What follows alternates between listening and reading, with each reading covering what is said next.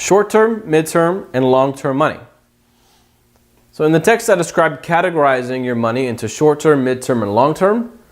And this is based on the different times you may need that money. So short-term money is designed to basically cover your monthly retirement expenses. And this is things like Social Security, pensions, annuities, dividends from your stocks, interest from any fixed income investments you may have, but basically just things that are going to be covering your monthly expenses. Now, you're probably not going to have a lot of excess short-term money, a lot of excess income coming in. In the text I described needing about $4,000 per month. Again, this is going to vary for each one of you, but let's say it's $4,000 or $5,000. Ideally, you'd have about $4,000 or $5,000 coming in per month.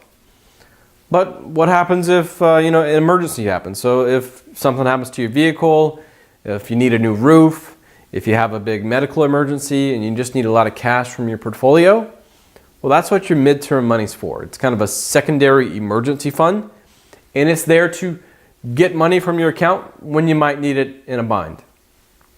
So this money is money that hasn't fluctuated as much. So in the prior section, I talked about the roller coaster effect of stocks and how it moves up and down and how we need to stabilize your account.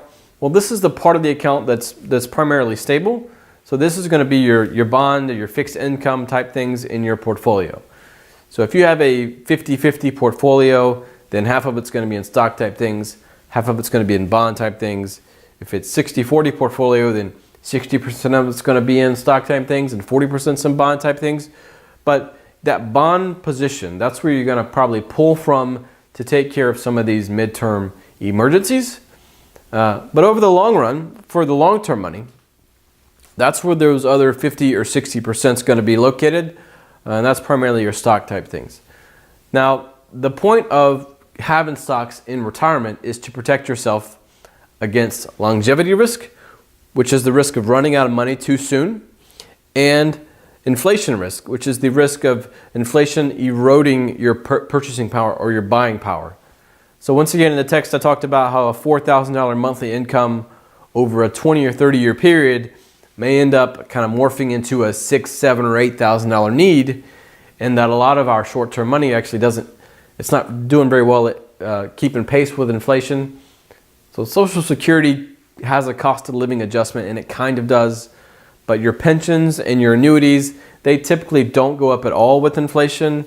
Bonds, probably not really keeping with inflation either, but stocks are historically one of the best things at countering inflation and really just outrunning it. That's the best way to beat it, is just to outpace it over the long term.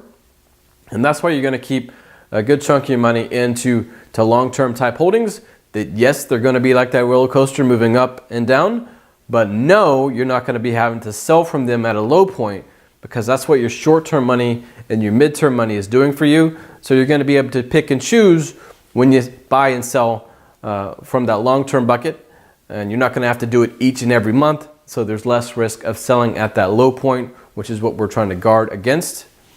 But these are just some ideas in segmenting your money into short-term, mid-term, and long-term buckets to hopefully help you hit your goals for retirement and your goals for withdrawing your money.